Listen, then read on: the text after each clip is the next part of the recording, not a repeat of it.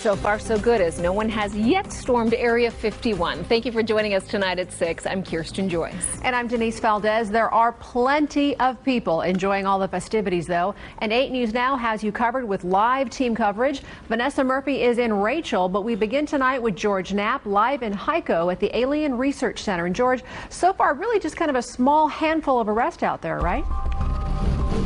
Small crowd here, but when the sun goes down, I think everyone here is expecting a big crowd. We just saw a giant bus pull in here. We think that is the star entertainer of the evening, the DJ Paul Oakenfold. And he and his team have just arrived, and there are a lot of attractions here, and it's a beautiful evening in Lincoln County regardless. And, I don't want to jinx anything, but so far the predictions of gloom and disasters simply have not materialized. The crowds at both events have been well behaved, and no one has been dumb enough to try and storm Area 51 so far, and that is likely because multiple government agencies have displayed a major show of force.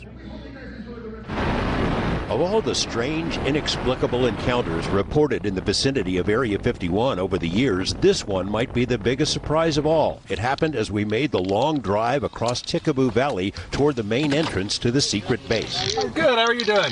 We're with Channel 8 out of Las Vegas. Okay, how many people in the car? 3. Awesome. Yeah, we're going to ask the vehicle to stay here. Sure, yeah, of course. And then there's, you're welcome to walk down and photograph and videotape, as you wish. The security forces that guard Area 51 are known by many names and for many things, but courtesy has never been one of them. That's never been their job. The so-called camo dudes who lurk on hilltops and pounce on anyone who crosses the line into the base have taken a back seat for this week's events, but security at the base has never been tighter. And the word came down from the Pentagon, from either Secretary of Defense or Secretary of the Air Force.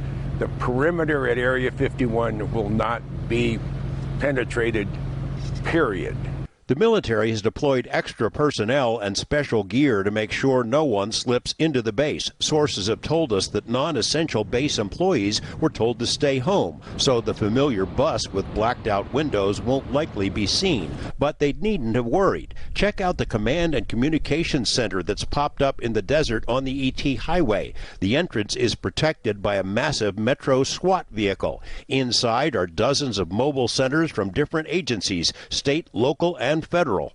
This is what the gate into Area 51 looked like back in the mid-'80s. Reporters could stroll up and capture video, no problem. That gate is now miles behind the outer edge of the base. For this week's events, both the public entrances to Area 51 have been staffed with around-the-clock law enforcement presence, along with other extras. A new gate where one never existed before, strings of barbed wire, special surveillance and communications equipment. The officers we spoke to say everyone's been respectful of the line. They chit-chat, snap photos, and leave.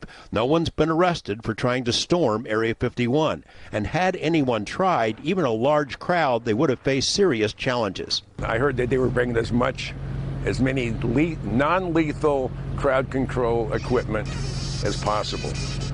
Microwave, and they call it brown sound. It's a sound that hits you, and you relieve yourself in all your orifices. And that sort of diminishes your enthusiasm for going through the fence line. As of late this afternoon, there had been only a handful of arrests. I think 3 was the total, and none of those were for anyone trying to storm Area 51. There was about 150 people gathered this morning about 3 a.m. at the gate, but they all behaved themselves. One major traffic accident up here, but that's about it. The sheriff of Lincoln County says he's going to hold a news conference this evening to give us an update on how things have gone so far, but looks pretty smooth. Reporting live from the ET Highway, George Knapp, 8 News Now.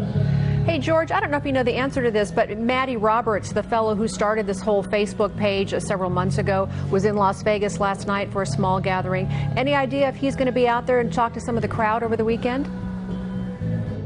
I don't think Maddie Roberts is welcome in Lincoln County. In fact, I've been told that in no uncertain terms by a number of people out here, including some law enforcement folks. So I suggest that's not a good idea.